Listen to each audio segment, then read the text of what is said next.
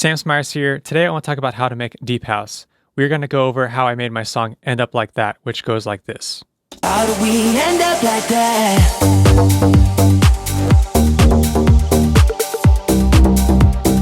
How do we end up like that?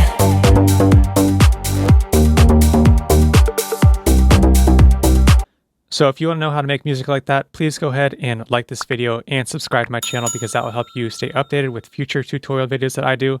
And it will also help other music producers and artists find videos like this, which will help them with their music production. So let's go ahead and get into it.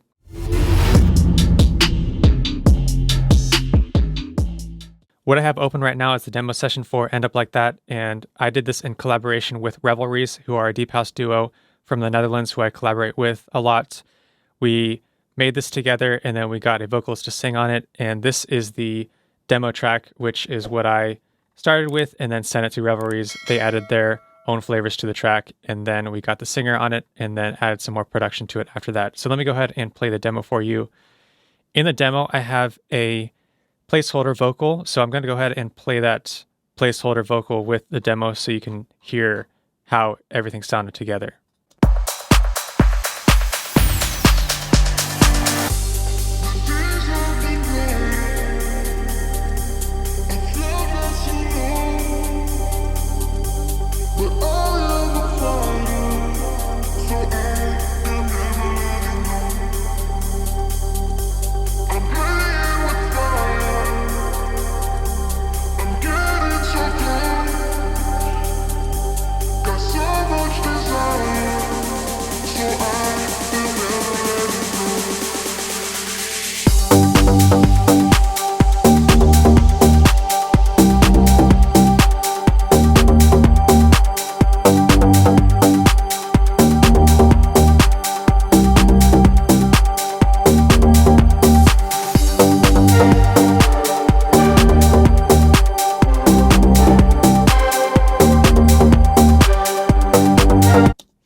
So that's the demo. Let me play the final version one more time so you can hear the difference. How do we end up like that?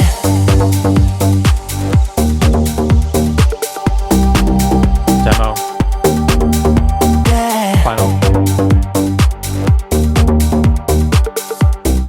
So it's pretty similar to the final version.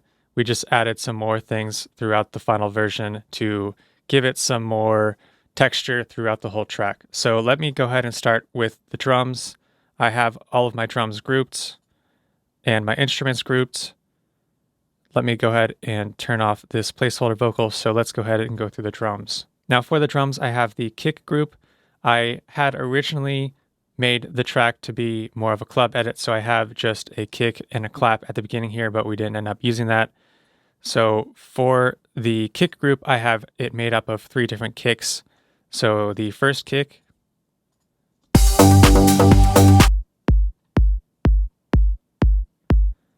I have a tuner on it because I was checking to see the note of the kick, and it's a G, so that was in key with my song. So I didn't actually change the tuning of the kick at all. Looking at kick 1, it doesn't look like I did much processing to this kick 1. Let's listen to kick 2.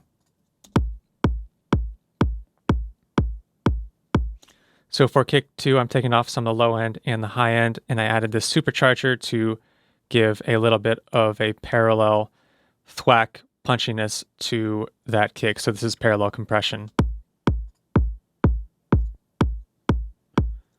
And then we have the kick sub, which is adding some low end to the kick.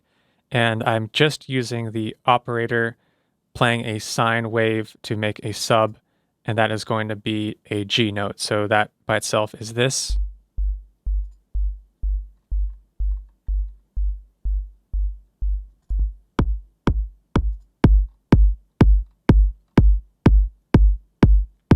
And that is the kick altogether. I'll often layer the kicks and I'll put them into a kick group so that I can process them similarly. And let's see, I think I had this VC 160 on as well, which is adding a bit of parallel compression to the kick. So let me play that with this VC 160.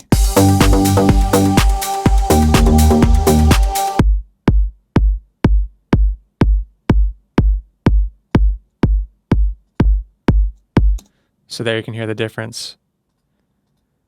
Next, we have a clap.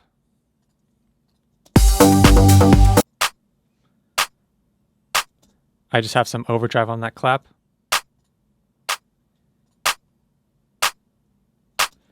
Then we have a hi-hat drum loop.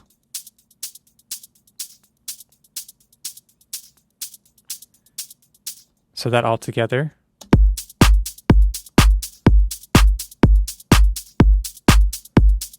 Then I have another drum loop for the build.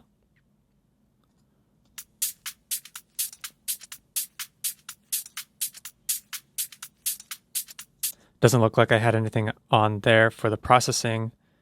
And I have another hat loop.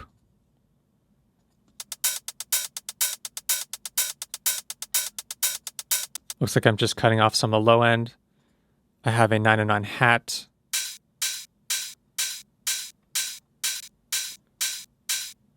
Then I have these drum clicks, and it looks like I'm ducking out some of the frequencies around 200 hertz.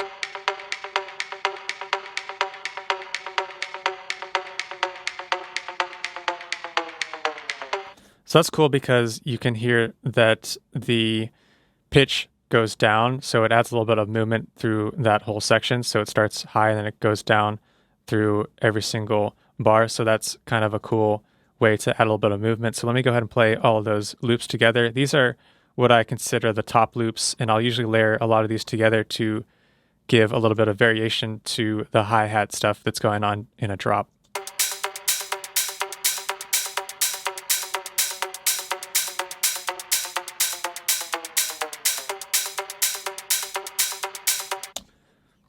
Then we have a ride loop, which I'm using during the build part.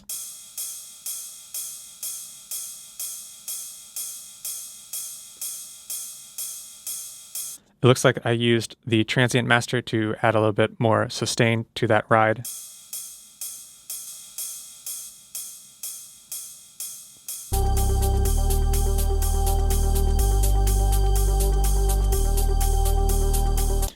Then we have some effects. Here's a reverse piano, and then I have some of these snare rolls.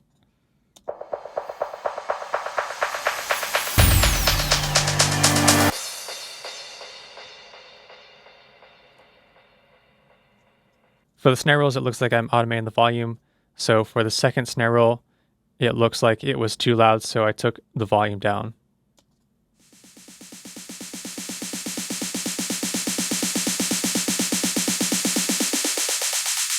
So on this EQ8, you can see that I'm also automating the low end. I'm taking off the low end to add to that build into the drop.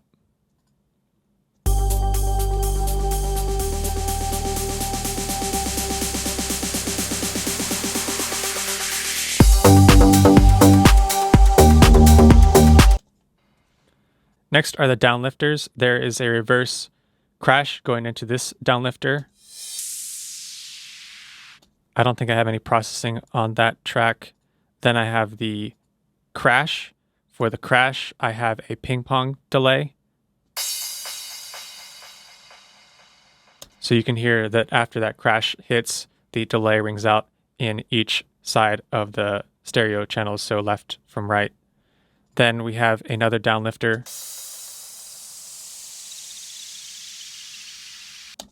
Then another uplifter.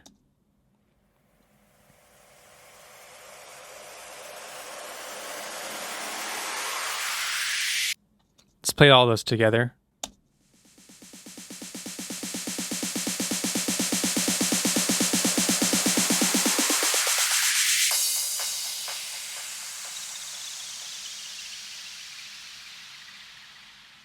So that should do it for the drums. Let me play the drums all together.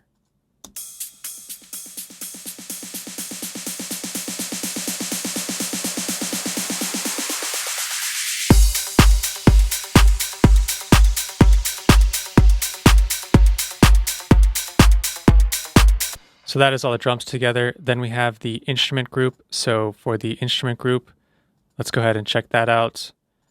I am actually sidechaining the entire instrument group with the kick drum. I will often do that to make sure that all the instruments duck out of the way. This works really great for dance music because it makes sure that you have enough room for that kick and it comes through the mix really well.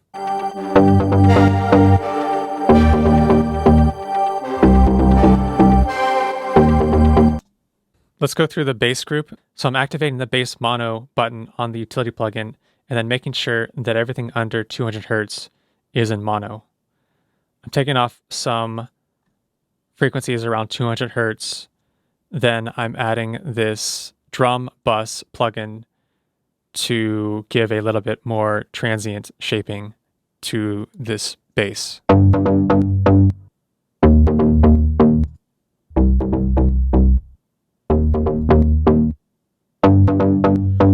This drum bus plugin is adding some drive, it's adding some transients, and it is also increasing that low end.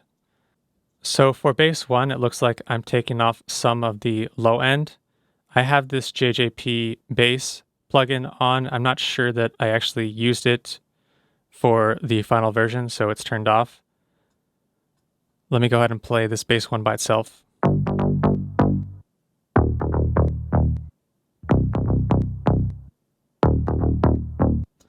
Then I have a FM bass.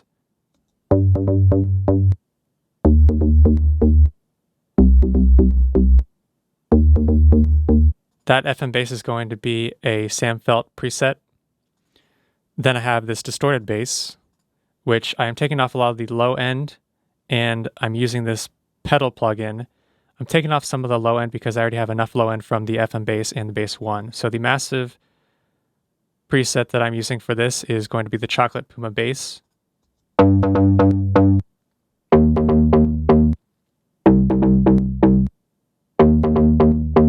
All together.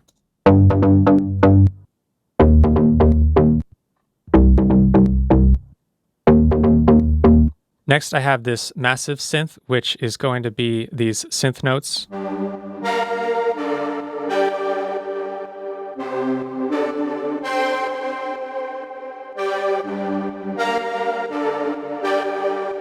Which I think are like really awesome, and we use these for the end of the track. I'm taking off a lot of the low end. The preset is called EDX pad, and I'm using it differently than a pad. I'm using it as if it were a lead synth. Next, we have the sub. So the sub is going to be from Massive.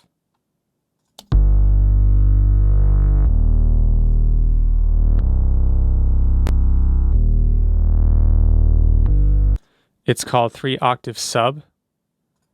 Then I have some of this JJP bass.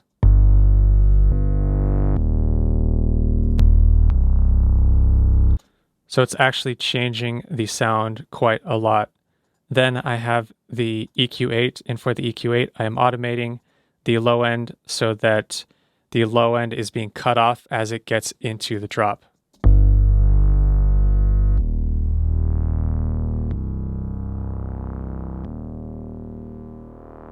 That helps a drop hit a lot harder because you are taking out the bass in the track, and then once the drop hits, you bring back all of the bass, so it makes the track hit a lot harder during the drop. Now we have this high string sample.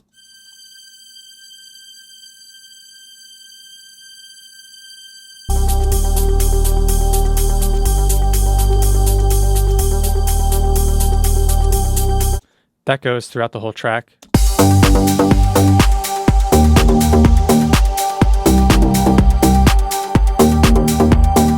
You'll hear a high string sample like that in a lot of house music. It's really this one note that kind of goes through the entire track. This high pitch noise drone or violin or string sound. You can make this, you can find samples like this and put it into your drop and layer it pretty quietly. And that will help give you that housey vibe to your song. I have this Arp drone next.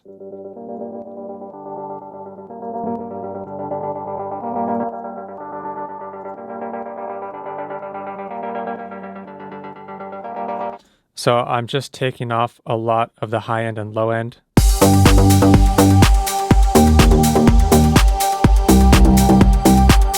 Then I have this pad going on.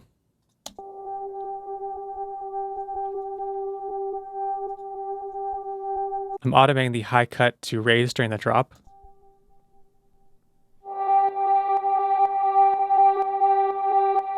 On this pad, I have the pedal plugin.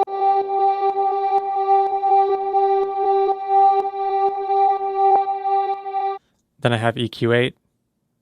Then I have this filter freak, which I'm using to filter off some more of the high frequencies.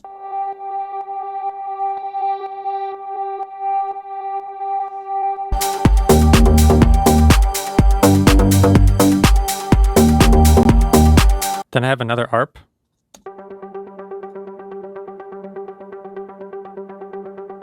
Let's take off some of these effects. I have the EQ8, which I am raising the high cut filter into the drop.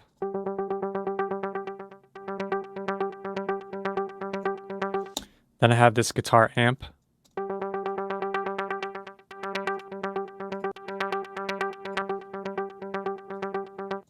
Then a bit of chorus.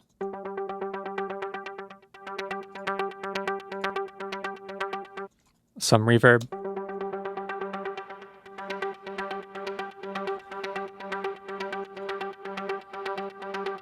And then I'm using this Kickstart plugin to come in during the drop, which functions as a sidechain to bring that ARP down a lot whenever the kick is occurring.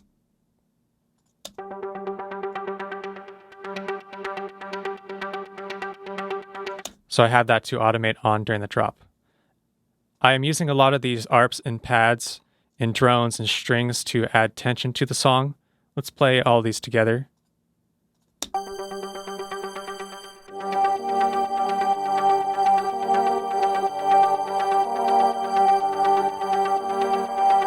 So for the instruments, the main sound in a deep house track is going to be your bass. So that's going to be the driving force of the drop. And then I also have these pads and synths just to add a little bit more tension and energy layered underneath the bass, but not really getting in the way of the bass melody too much. So let me go ahead and play all the instruments together.